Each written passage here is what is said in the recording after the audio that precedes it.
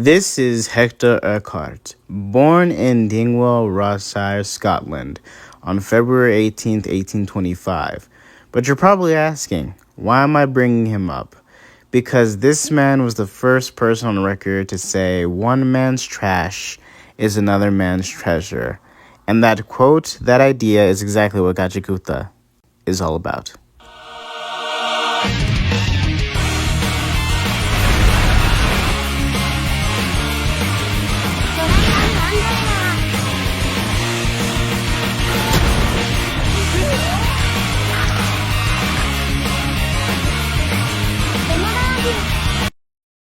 Art style. The art style is fucking incredible. Guys, look at this. Look, this is fucking beautiful.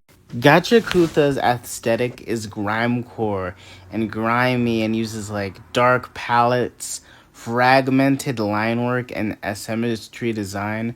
And basically, it just looks like so dark and like dirty, but it's like so beautiful you can't look away. And I think that's a beautiful thing with this, with the anime and the manga, is that it's just so interesting to look at. And the same with the story, like it really plays into the roles of classism, gratitude, isolationism, and how the characters in the story deal with the problems that they have and their motives and their motives and all of these things. And the art is kind of like the expression of the characters and the lifestyle that they're living. Like the graffiti art in Gachiakuta is absolutely amazing, and it's one of the best anime art styles, manga art styles I've seen in a while. Rudo isn't just a scrappy underdog. He's a philosophical counterargument. Every item he salvages, every piece he repairs, is a resistance against a system that says he's worthless. Technically, his role is a narrative inversion of the traditional shonen hero. Rather than start as a clean or noble, Rudo begins as condemned. And he doesn't find his power through lineage or divine destiny. He makes it from discarded parts. I feel like his gloves play a crucial part on his character because the gloves are kind of like who he is.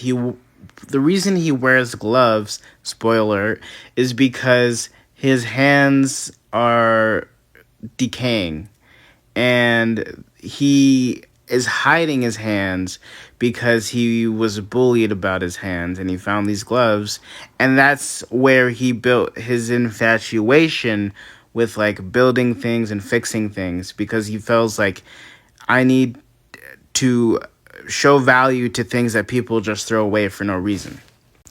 In the slums, everyone kind of treats him like terribly, except for Rutago, his father figure, and Chiwa in the beginning of the story, because I think Chiwa kind of just resonated with him and felt bad for him, and she realized he was a good guy, and everyone kind of blamed his father for killing someone on him, and that's why they need to remain in the slums and they can't, build themselves, or the parents can't build themselves, because all trash is the same, and they kind of blame him.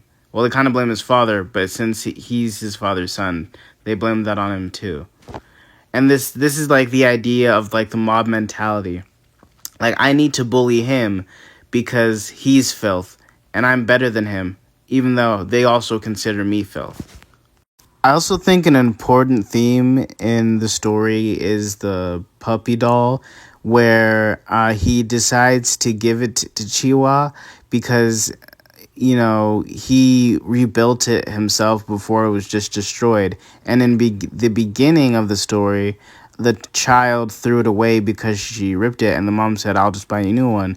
But Rudo decides to rebuild it and give it to Chiwa because he believes she will take care of it as much as he did when he was refixing it.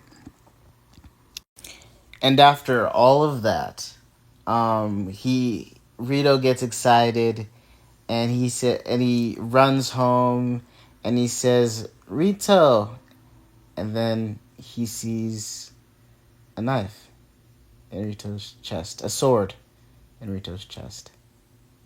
His eyes go blank. And then the figure looks at him. The figure had a mask on. He looks at him. And then Rito was filled with rage. He went to go attack him. And then the killer knocked him out. He woke up. He went to Rito's body. He said, I'm going to get you to the hospital. I'm going to get you to the hospital. And then the police kick the door in. They say, look at this filth. Look what he's done. He's killed this poor man. And then he was taken to the pit. Like I said before, people in the slums did not like him at all. They were saying, throw the filth in the pit. Throw the filth in the pit. He was saying, I didn't do anything. I didn't do anything.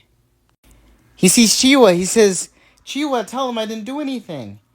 And then he says, you're just like the rest of them, a killer.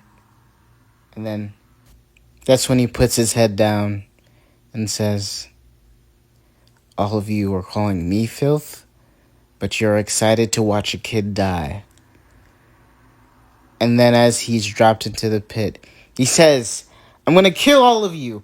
I'm going to kill all of you. You all are evil. I just want to thank everyone who made it to the end of the video. I appreciate and love all of you. Don't forget to like and subscribe. I'm also on TikTok, KB_Soul0. Thank you very much.